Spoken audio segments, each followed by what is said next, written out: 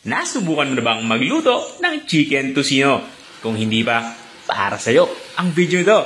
Dahil dito ay magluluto tayo ng napakasarap at napakadaling chicken tocino.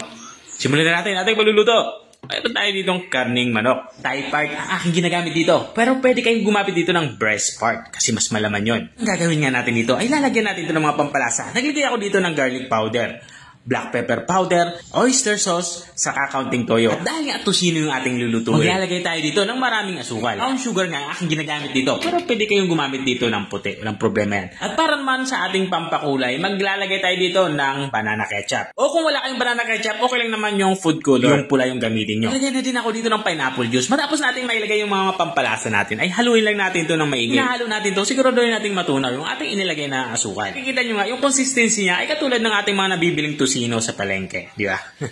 Matapos natin mahalo ito, ay babad lang natin ito ng at least overnight para siguradong malasa.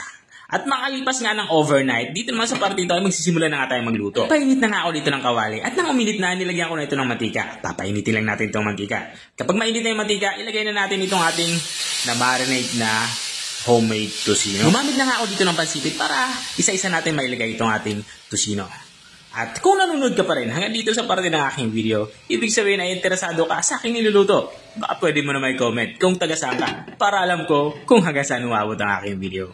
Balikan natin itong ating nilulutong ulam. Tinakpan ko nga ito para madaling lumabas yung tubig na nanggagaling dito sa ating minarinate na tocino. Gusto natin ma-achieve dito ay mag-evaporate yung mga sobrang liquid or sobrang sabaw na nanggagaling dito sa ating tocino at ang mantika yung matira. At habang tuloy-tuloy tayo sa ating pagluluto, gusto ko lang shoutout ang mga masusugid nating mga taga-subaybay. Big shoutout niya kay Sir Rensky Boleros Lahoyhoy ng Pampanga. Shoutout din kay Ma'am Manilin Acaso Gundao ng Negros Oriental. At kay Ma'am Aileen Nunez Saide ng Tagkawayan, Quezon. At maraming salamat din sa mga walang sawang nanunood at nakasubaybay dito sa aking channel. Balikan nga natin itong ating nilulutong ulam. Dito nga sa parting ito ay na-achieve na natin yung gusto natin mangyari.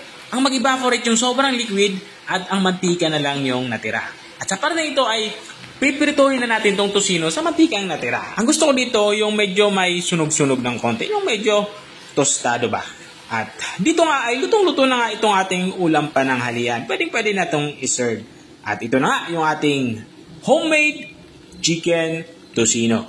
Kung nakarating ka hanggang dito sa dulo ng aking video, maraming salamat sa panunood. At kung nagustuhan mo naman yung bago nating recipe ibinahagi, baka pwede mo naman ito i-share. O siya, hanggang dito na lang ako.